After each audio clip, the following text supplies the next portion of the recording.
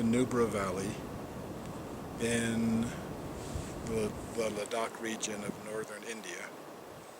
Over my shoulder there, those white-capped mountains, if you can see them, they're in either Pakistan or China. Just finished hiking in to this area, a longer hike and a higher hike than I had ever imagined I'd do or imagined that I could even accomplish. So sitting here with a sense of accomplishment. I think that I pushed myself past what I thought my fears were and pushed myself past what I thought my physical limitations were, which I think is good. And all around me there are mountains. The hike in was 3 hours, and most of it was up. And what I've arrived at is a real oasis. Level plateau with these tiny little fields of looks like wheat over here and peas and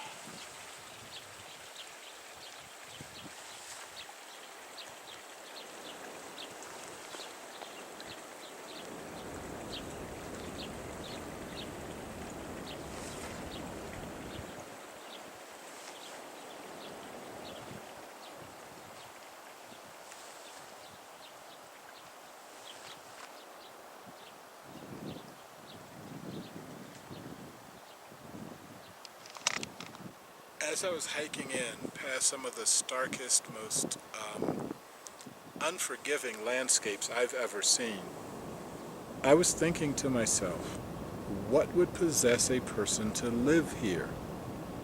Now, once I'm here, I find that it's very beautiful.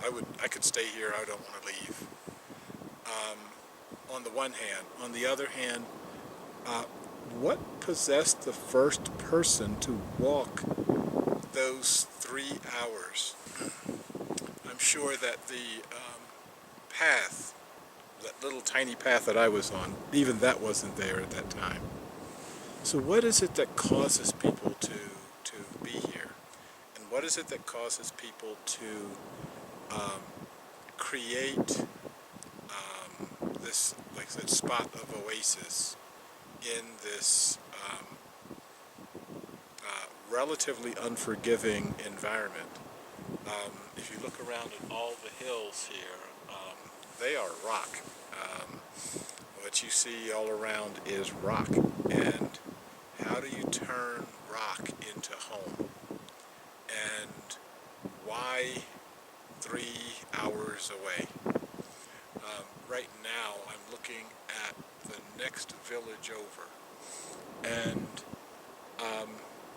I think if somebody had a really, really good arm, they could probably throw a football or a baseball and hit the next village, hit a building in the next village over.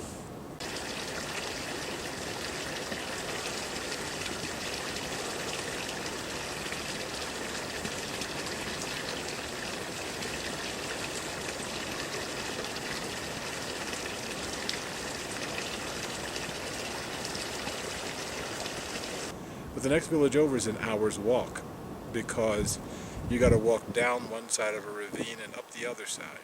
And so what is it that makes this home? On the question of the ecstatic energy or the ecstatic story, as I was walking around and just looking and feeling the life that's here, and all of this life being life that some human beings brought here, it started to overwhelm me. I started to feel it right here, and I still have that feeling of not the kind of feeling that some of our ancestors had of conquering the land. This land isn't conquered. This is deeply cooperated with, and I think that that is significant. I I can't really describe the energy here yet. Haven't been here long enough yet. I'm really looking forward to this evening. The only electricity here is a very small solar power collector, and it gives off enough light for a couple of the rooms here. But when it gets dark, it's going to get really, really dark. And if there are stars, there's going to be a whole lot of stars. I'm looking forward to that. So being profoundly in nature, being not in nature, being an integral part of the living fabric of a very, very thin veneer of life and beauty, and I would even say happiness. I was listening to the water. There's a channel that goes through the property that waters the fields. I was listening to the water gurgling over the rocks. This is some happy water.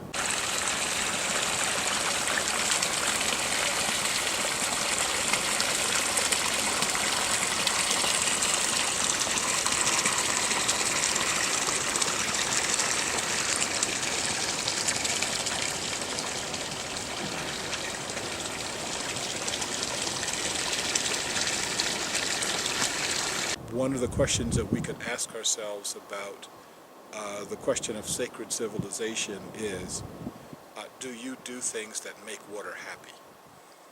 Now, our question has always been focused on ourselves. What can I do to make myself happy? Or, if you're thinking really magnanimously, what can I do to help make myself and my family and maybe the world happy? But that's not the question here. I think the question here is, what is it that we need to do to make the bumblebees here happy? What is it that we need to do to make the water sing out loud? And when we do things like that, and I think that we start hitting on something that we haven't been hitting on, that when we say, may all beings be well, may all beings be secure, may all beings be happy, that can't be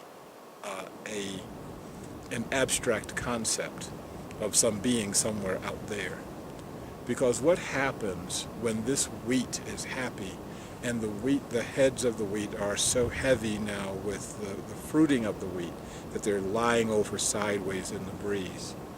What happens when that wheat is happy is that we become happy. What happens when the water is happy is that we become happy. What happens when the insects that are bugging me right now are happy, then we become happy too. And so I really think that this is a key to something. It perhaps is a key to the ecstatic moment that I've been looking for. That it's not the ecstasy of a momentous event. And I've had momentous ecstatic events in my life.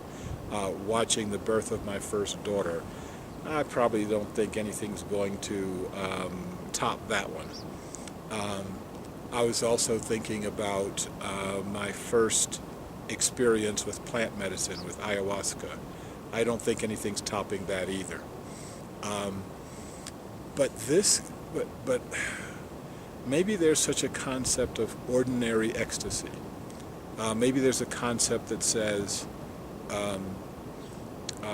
it's the ordinary, everyday events. Having the water boiling in your very favorite tea kettle that you are about to pour hot water into your very favorite cup so that you can then drink your very favorite tea while looking outside at your garden, which probably isn't at 13,000 feet. And yeah, so I think that this is that perhaps, and this is just perhaps, instead of a story waiting to pierce me, maybe it's a story waiting to engulf me. Maybe it's a story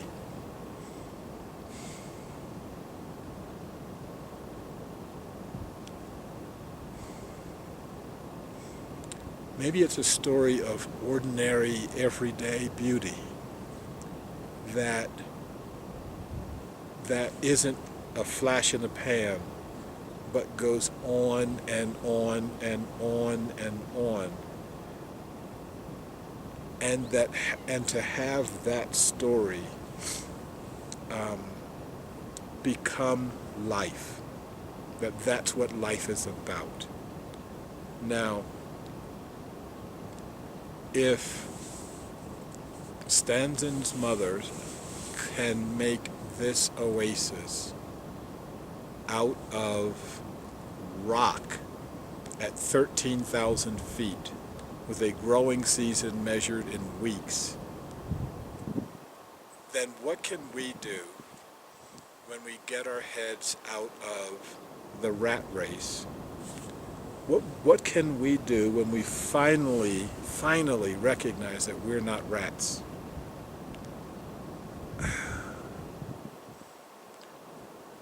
What can we do to stop thinking about abstract concepts, meaningless abstract concepts, devoting our lives to meaningless abstract concepts? And what would we do if we just settled in and just settled for beauty? What would happen if we just settled for life?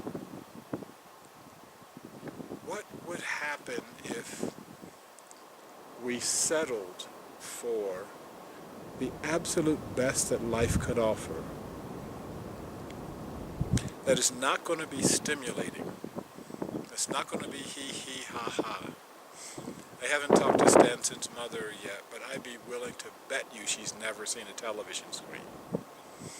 I'd be willing to bet you that the biggest city that she's probably ever been in is Disket, which is, probably 50,000 people down the ravine 3 hours away.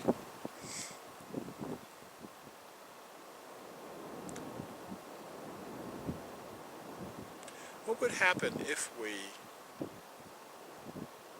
developed a world, a society of ordinary ecstasy? What would happen to our world? Well, it would go from being rock and hard, or maybe concrete and steel and hard, to being soft and lush and green. What would happen to ourselves if we settled in for a life that was amazingly experientially hard? That we don't have to pay money to go to a gym to experience things that make our muscles sing. That we don't have to be working for money in terms of in order to do something that makes our heart dance. And speaking of heart dancing, I did a bunch of that on the way up on this up the the river today. That was quite an experience. What would happen if we pushed ourselves past every possible limit that we think we have? There's one spot on the path where the path actually hung out over an outcropping, and the path was about this wide, and there were like maybe 2 places you could possibly put your feet before falling off the edge. And it goes around the corner. You have to turn around a corner to continue on the path. The drop was about 2,000 feet. It was incredibly frightening, and I didn't want to do it. I was frightened enough to think about turning back, but there was no turning back. I could have walked back down the path 2 miles, but there's no vehicle there to pick me up, and I couldn't go forward. And in order to do something, something had to give, and the thing that had to give was my fear. So as I'm sitting here, yes, I walked past it. It wasn't easy. The downside, and this truly downside because it's all downhill from here, the downside is I've got to pass that same spot again, and I can already feel the fear mounting again, and I'll walk past it again because that's what I have to do. So this is going to be a concept and an idea and a feeling, something for me to root right here and root into this notion of ordinary ecstasy and the story waiting to engulf you.